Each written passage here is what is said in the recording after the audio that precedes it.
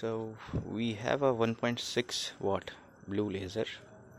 This is from a laser engraver.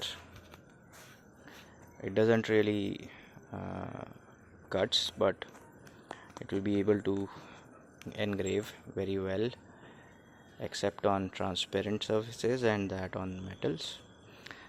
I'm powering it just for fun purpose. I have not fit it with the machine. I've pulled it out from there, and here's the video. I purposely kept this in low light. I am on the terrace and I'm going to be lighting it up toward the forest. I had to fit the lens. This lens is from a YF green laser. I was able to make some arrangements to collimate the laser out of the engraving machine. I think should be able to show you the SMPS. Here is the SMPS, and that's my power switch. Those are the laser protecting glasses, two different ODs. Both of them have got different ODs, that is optical density. One is a high one, the other came with the laser itself. Alright, we'll be powering the laser in a moment. Let me put on the glasses. So these glasses, I'm sorry, there will be nothing you will be able to see or make out of this video about the glasses, but I'll try to put these glasses one after the other on the laser. I'm going to power up the laser now, and it should show up now. There it is, and that is how it looks. And I'll put my other pair of glasses before the camera to show what it does. So you see, there's nothing. You can see the beam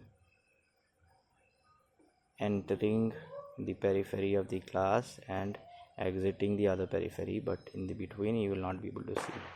So these are little expensive glasses with higher optical density, and I'll turn off and change the glasses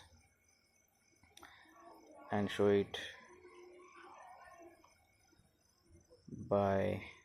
the video by the other one, the beam by the other one.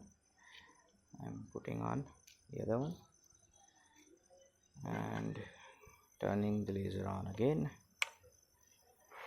and these are the ones that I was previously wearing. This has a little less optical density. I think it was 3 or 2, and it is specific for 400 to 450 nm of wavelength. Same phenomena you can observe. It is allowing the red light to come to the cameras, but not allowing the wavelength of that blue laser, which is around 450 nanometers, to reach your eyes or the camera. So laser glasses are very protective. They are very important and much needed. You are working with lasers of any wattage, stick to the glasses, even if they are those torches available, the playing ones, the ones that you play with. I've turned off the laser now. I'll now try to show you burning something in the vicinity. I'll pause the video.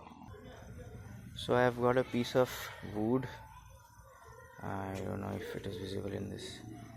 Yeah, this wood, I am going to place it so you can see the process of how it burns it.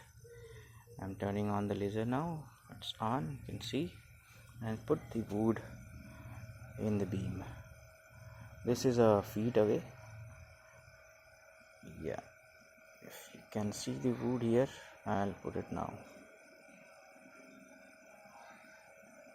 And here it comes.